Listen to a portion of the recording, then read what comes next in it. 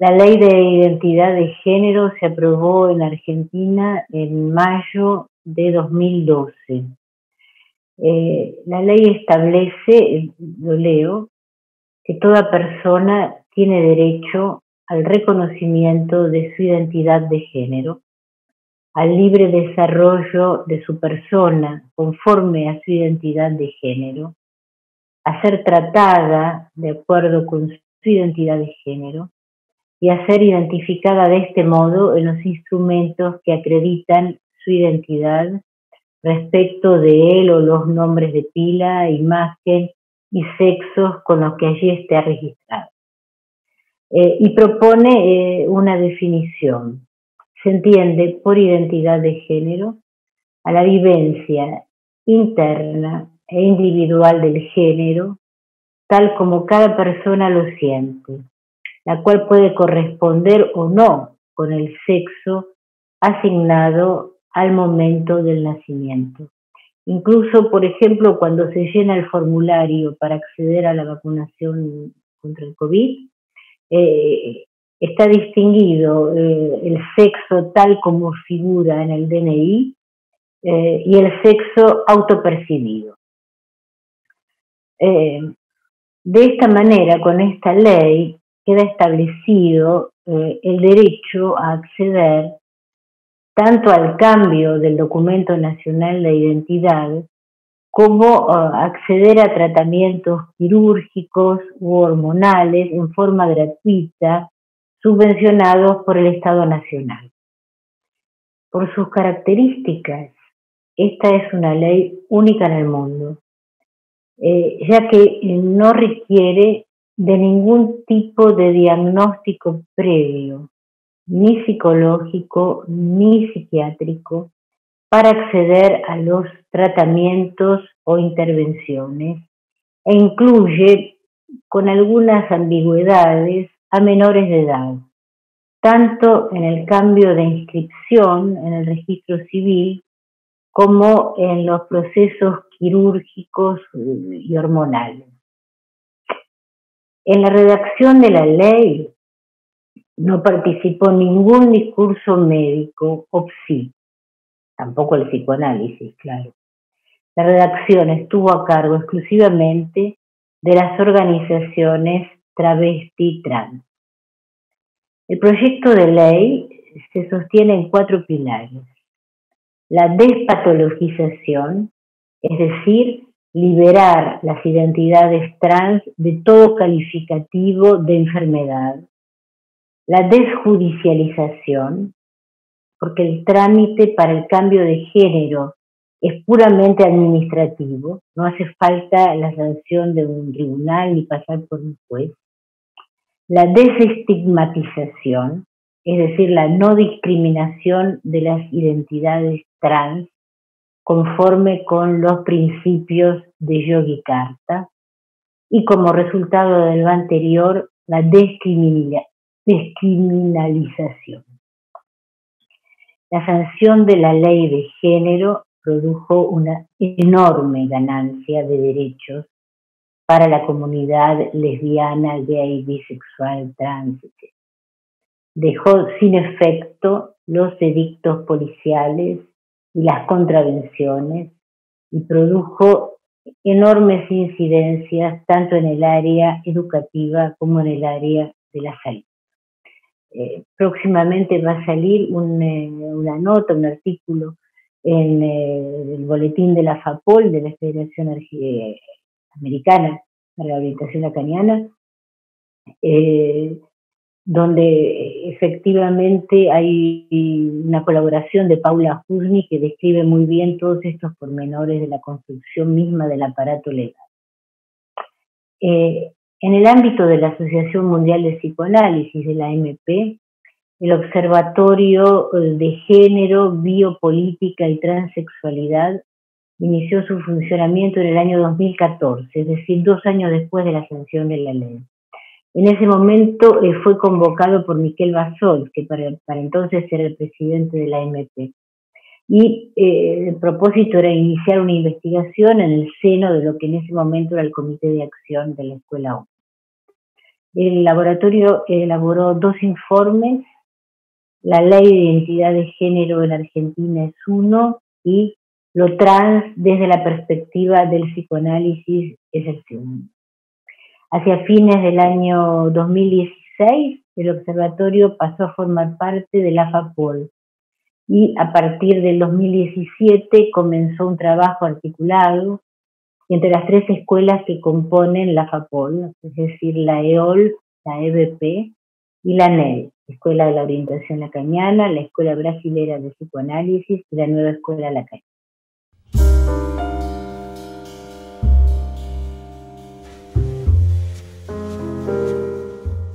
Relataré ahora un caso, que es un caso que tuvo mucha difusión y bastante conocido en Buenos Aires y más allá también en Argentina en su totalidad. Probablemente muchos conozcan el caso, que fue trabajado como el caso de Lulú. En julio de 2007, Gabriela tuvo mellizos. Muy rápidamente percibió que a uno de ellos, Manuel, algo no lo dejaba en paz. Demandaba más atención que el hermano, su mirada era distinta, sorprendían sus ojitos, profundamente tristes. Gabriela escribió un libro, Yo Nena, Yo Princesa, donde cuenta la historia de este niño y su propia historia como madre. El primer capítulo del libro se llama precisamente La tristeza de Manuel. El título del libro alude al momento clave que reveló para la familia la verdad del niño. A los 20 meses, Manuel dijo: yo nena, yo princesa. Las diferencias entre los hermanos se hacen patentes a los ojos de sus padres a los 2 años. Van al cine, ven por primera vez una película de Disney, La Bella y la Bestia. Manuel queda deslumbrado. Baila como la bella. Busca ropas de su mamá y las viste. Llora, pidiendo películas de princesas. Él es la bella y el hermano la bestia. Pero Manuel no solo se trasviste, sino que tiene síntomas. Un insomnio y una llamativa alopecia temprana. La vida familiar es un calvario. Angustia, gritos, insomnio. Manuel exige que se acepte su yo nena y solo se tranquiliza al trasvestirse. A los 3 años se mordía, se tiraba del pelo, golpeaba la cabeza contra la pared, nos cuenta su mamá. La primera consulta es con una terapeuta orientada por las TCC, las terapias cognitivo-comportamentales, que intenta adecuar al niño a su sexo biológico. Los síntomas se agravan: llantos interminables, autoagresiones. Manuel pinta con una fibra rosa todo lo que está a su alcance, inclusive la cara del hermano. Es ahí cuando interviene la hermana mayor de la madre, una tía. Ella ve en la televisión un documental donde una nena de los Estados Unidos aparece en escena diciendo: me llamo Josie, soy una niña y tengo pene. Ese es un momento crucial. Al igual que Josie, Manuel es una niña transgénero y deberá aceptar, al menos temporalmente, ser una niña con pene. Una vez que el significante transgénero aporta una nominación a la incomprensible de lo que está sucediendo, a Manuel le compran vestidos de nena, pelucas de cotillón que usa durante todo el día. Julio de 2011, es una fecha clave. Manuel tiene 4 años y elige llamarse como una compañera, como una compañerita del jardín de infantes. Luana. Si no me llamas Luana, no te hago caso. La persistencia de las autoagresiones obligan a una nueva consulta. Nuevamente orientados por la tía, la familia se dirige ahora hacia un servicio que atiende demandas de reasignación genital. Los padres preguntan, quieren saber qué sucede con Manuel. La terapeuta responde, se trata de una nena trans. Cuando se baña, Manuel, Luana, dice, yo no tengo pito. No aceptaba que se lavara el pene porque no lo tenía. Tampoco quería hacer pis, por lo que a veces se orinaba cuando ya no podía aguantar. Y se hacía caca porque a ir al baño se veía obligado al ver su cuerpo desnudo. Néstor Gelati, un colega de la EOL, que presentó el caso Luana en una actividad del Departamento de Psiquiatría y Psicoanálisis del ICDEVA, recorta el siguiente diálogo que les comento. El nene. ¿Vos tenés pitito, mamá? La madre. No. ¿Qué tenés? Vagina. ¿Valentina tiene pitito? No. Tu prima Valentina no tiene pitito. No es una nena diferente. No. Vos sos una nena diferente. Y está bien. A mí me encantaría ser una nena diferente, dice la madre. Gelati observa bien que a lo largo de todo el libro se advierte que cada vez que el niño vacila, el otro de la teoría de género responde por boca de la madre. A la noche. La madre, ¿por qué me pediste que te corte el pelo? El nene, es que yo tengo que ser un nene. ¿Y por qué tenés que serlo? Porque tengo pene. Pero vos sos una nena diferente. Los nenes tienen pito. Entonces, tengo que ser un nene, contesta Manuel.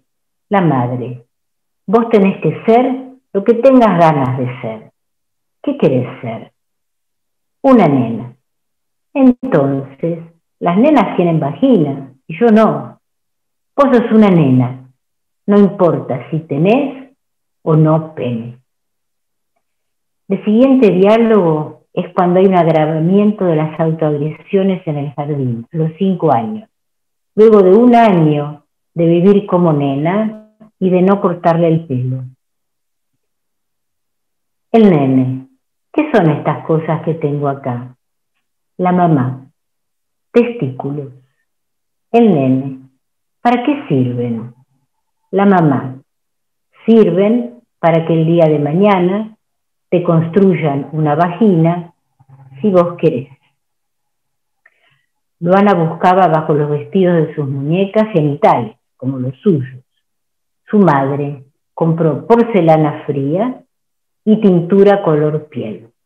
A cada muñeca le pegaron un pene y los testículos. Ahora Luana tiene 14 años.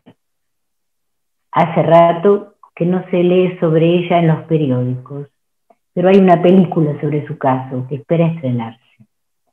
Hace ya varios años que recibe tratamiento con hormonas a la espera de los 18 años, momento en que la ley le da derecho a la reasignación del sexo a través de la cirugía.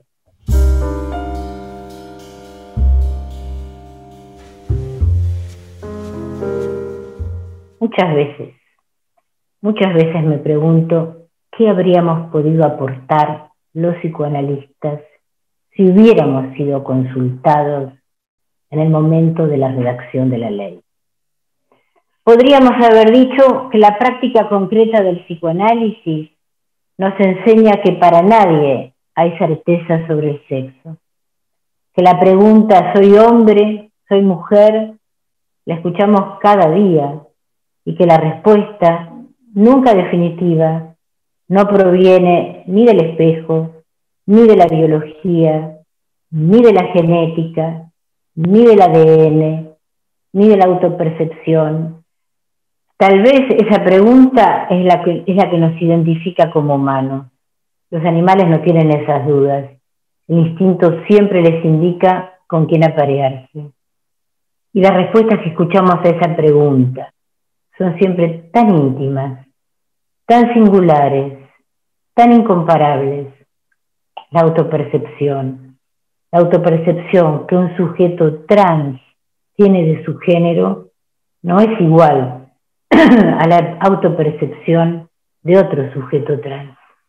Solo comparten un nombre, trans, pero eso no los hace comparables a unos con otros. También podríamos haber dicho que la certeza sobre el ser, soy esto, soy aquello, siempre es inquietante. Que la condición humana es no saber ni quiénes somos, ni qué somos. Que los nombres no son la consecuencia de las cosas, y que los nombres que nos nombran no son la consecuencia de lo que somos. Que no hay necesidad de nombrar lo que no tiene nombre, y que tal vez a Manuel le hubiera sido más interesante tener un espacio para encontrar su propio nombre, un nombre propio para eso que agitaba su cuerpo, así como supo nombrarse la Bella, Luana, la Sirenita, al menos un compás de espera y de escucha, hasta que su idea infantil de qué es un hombre y qué una mujer se topara con la irrupción en su propio cuerpo del torbellino de la adolescencia. Y con eso se le planteara el problema de qué hacer, ya no con su cuerpo, sino con el cuerpo de los otros. Sucede que la palabra trans no nombra mejor el enigma del sexo que otros nombres, y por eso no alcanza para callar el barullo de las palabras ni el agite de los cuerpos. Como nos enseña Luana, con su proliferación de síntomas que no se aquietan, el insomnio, las autoagresiones, por mucho que se la identifique como una nena trans. También podríamos haber dicho que, por otra parte, no hay que fiarse demasiado en la autopercepción, porque ésta siempre engaña, aunque más no sea porque a los 4 años, como bien nos enseña Luana, no sabemos percibirnos más que como nenas, con o sin pene, o como nenes, con o sin vestidos de color de rosa. Manuel quiere ser una nena. Llamarlo trans tranquiliza a su mamá, pero él dice que quiere ser una nena. Además, hubiéramos podido decir que el nombre trans categoriza, enmarca, identifica, finalmente tanto como esas categorías que se quieren desterrar: hombre, mujer, neurosis, psicosis, perversión y tantas otras. Es el destino de todo nombre común: agrupar, colectivizar y segregar lo diferente. Pienso que también hubiéramos podido preguntar a los juristas si la ley de protección integral de los derechos de niños, niñas y adolescentes, derecho a un nombre, a una nacionalidad, a su lengua de origen, al conocimiento de quiénes son sus padres, a la preservación de sus relaciones familiares, a la cultura de su lugar de origen y a preservar su identidad e idiosincrasia, si esta ley abarca también el derecho a la identidad de género. Así hubiéramos podido argumentar que lo que el psicoanalista escucha es que la identidad de género no existe, porque no somos idénticos a nosotros mismos, y que cada vez que intentamos saber lo que somos, terminamos comparándonos con otros, con quienes nos identificamos o de quienes nos queremos diferenciar. Los otros son siempre nuestra brújula. Siempre nos miramos en el espejo del otro, a no ser que nos analicemos y nos llevemos la sorpresa de comprobar que el espejo del otro es tan opaco para nosotros como nosotros mismos.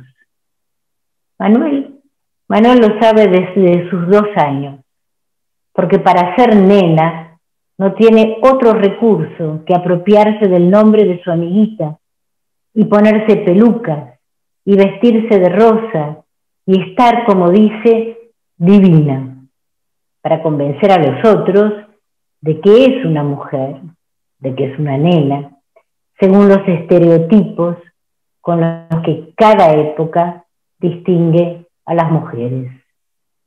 Tal vez incluso hubiéramos osado decir que cambiar el nombre, cambiar el sexo, cambiar el metabolismo de un menor, no deja de ser en cierto sentido un abuso sobre su cuerpo, una violencia que no debería ser avalada ni consentida, provenga de donde provenga la iniciativa.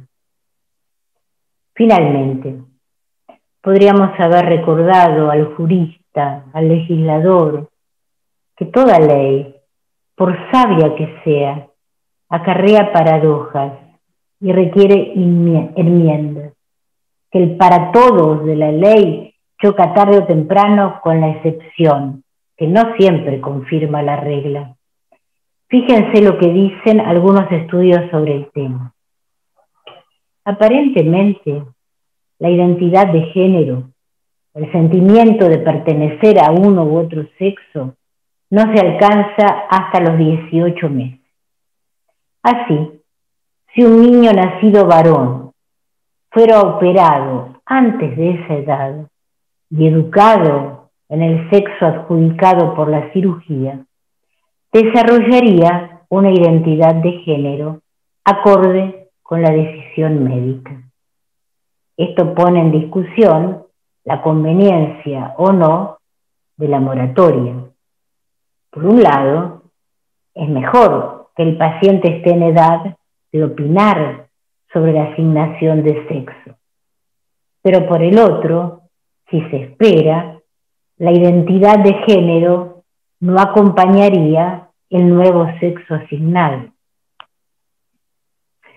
Más sorprendente aún son las reivindicaciones de las asociaciones de ex operados que se presentan ante la justicia americana para denunciar que han sido forzados a optar por un sexo cuando la biología demuestra que la existencia de hombres y mujeres no es sino una posibilidad entre muchas otras que solo se impone por su mayor incidencia estadística, que el sexo es un continuo. En fin, que hay más cosas entre los hombres y las mujeres que lo que sueñan las teorías del género, y que de esto, que escapa a la ley, se ocupa el psicoanálisis y nos ocupamos los psicoanalistas.